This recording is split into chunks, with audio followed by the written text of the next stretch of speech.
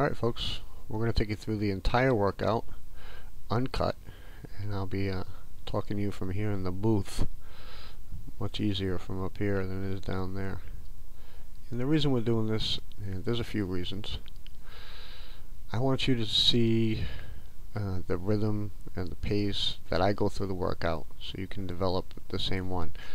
I want this workout, obviously I want it to become as very effective as possible and produce good results for you, but I also want you to go through it feeling good, not like it was hard work like I usually dish out. Those of you that have put yourself through the aiming workout, you know what I'm talking about. I want to keep it interesting. It's very tough for anybody to focus on pool practice for even just 1 hour. Okay, never mind 2, 3, 4, 8 hours. For your mind to focus that long. And this workout is designed not only to get you better at the shots that we're shooting, but to keep your mind focused for the entire time and to make you feel good when you're done. I want to put you in stroke. I don't want to get you to quit pool. That's why we've broken it down into smaller sections. Alright, as you can see, I'm shooting the shots, and if you don't know what I'm putting on these balls by the way the cue ball is reacting, you're going to need to go back and watch, or if you skipped it, the instructional segments, and you should be able to tell what I'm putting on. This shot right here, I remember this shot. I'm just freezing a 9, make sure it's frozen. My cue ball is so close to the 9, I'm like dead straight. I'm going to jack up with a lot of right hand English, sink the cue ball into the rail, drawing it back. The right hand English, I never had that shot before. And you're going to get in situations like that, you know. I want you to experiment. I want you to break out of your comfort zone. Don't be afraid to experiment. This is practice and this workout. It's meant to be fun, and you'll get the results. It's very important that you keep the right attitude. You know, you stop making a mistake. I don't want you to get hung up on any one particular shot. You know, if you miss a shot 4 or 5 times, you're going to have to just let it go. It'll be there tomorrow, okay? Just some days, certain shots, you're not seeing them right, you're not feeling them right. Alright, that one ball right there, that was ball first. This is going to be rail first. I know it is because I'm straight. Okay, I tried to punch it. See the inside? See the spin take? I just didn't hit it hard enough, and now I ended up in one of the worst spots on the pool table, or one of the worst shootable shots, or shootable positions. It's so easy to miss this ball. I mean, you can catch rail first and it looks gross. You scratch. You gotta hit it ball first and you gotta pinch it just. And if you ever hit that shot, pay extra attention to the way it sounds, because there's a little click there that just sounds so clean.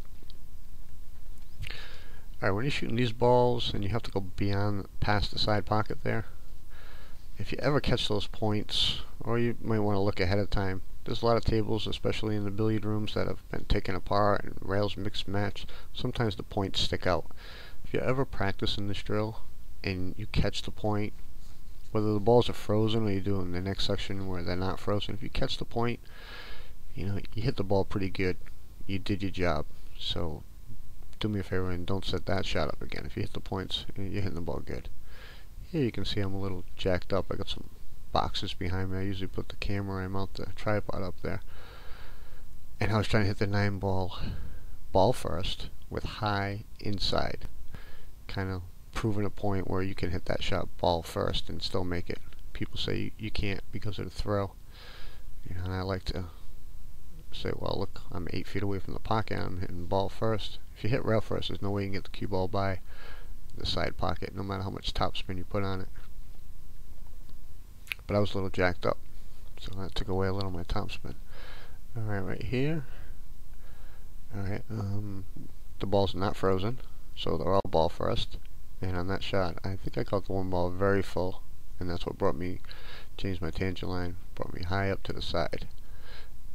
Right there, good recovery shot from the 2. I hit exactly where I wanted to on that side. Got perfect on the 3. Maybe a little straight, you know. Yeah, that's pretty good. Not bad. Very, very tough shot here, you know. And this right here, this is perfect. Perfect example of perfect practice. This is one of limit shots. You know, I wouldn't try anything much tougher than that ever. You know, but I get that shot in a game. It depends on how much training I've been doing, whether I'm going to shoot or I'm going to duck. Alright, I set it up. This is probably the perfect angle that you would like. Shoot the 7, bounce across to the 8.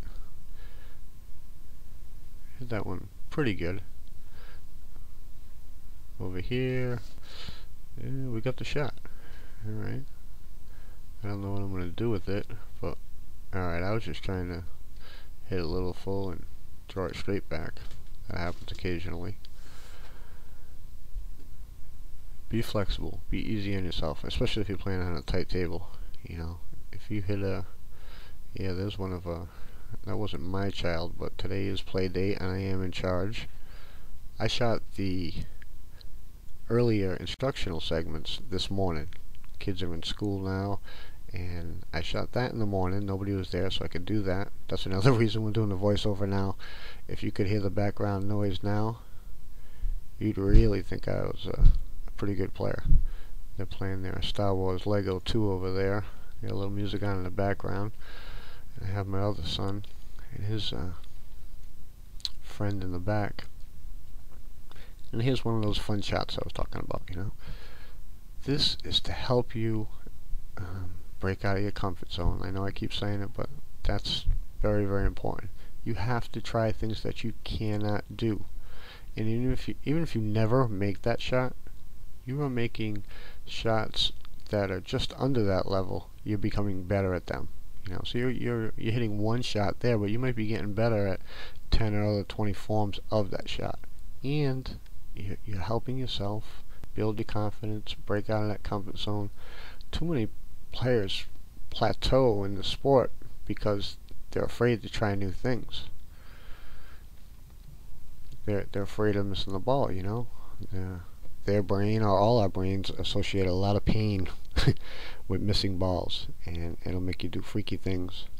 But you can't be scared to alright, now that shot right there, I'll tell you right now, here's how I want you to learn. That 2-ball shot, how I came back and forth was not exactly how I was trying it. I know I must have caught the 2-ball a little thin, and it brought me straighter across the table and faster across the table, both because I hit it too thin. So there was an instance there where I didn't have to wait till a mistake to learn something.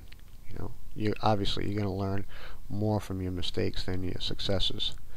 But occasionally you hit a shot, and even though you hit it pretty good, you made a mistake, and you should learn from it. I hit the 2-ball a little thin. Okay, 7, 8, 9, and when the balls are not frozen, this drill's a little bit easier. I remember when Karen showed me the drill, she didn't say anything about not freezing the ball. She just showed me 6 frozen shots, and man, was I cursing her for the whole week. You know, I think I tried this thing, I must have tried at least 50 times before I got all 6 balls up in that corner pocket when they were all frozen. But since that time, I have become much better at the balls frozen and not frozen. And hopefully you will too. Here I am, having a little bit more fun. You see how I'm off to the left side of the cue ball there? And I looked at the edge of the 9. That's the contact point line. 0 to 0 for my people that know my method of aim.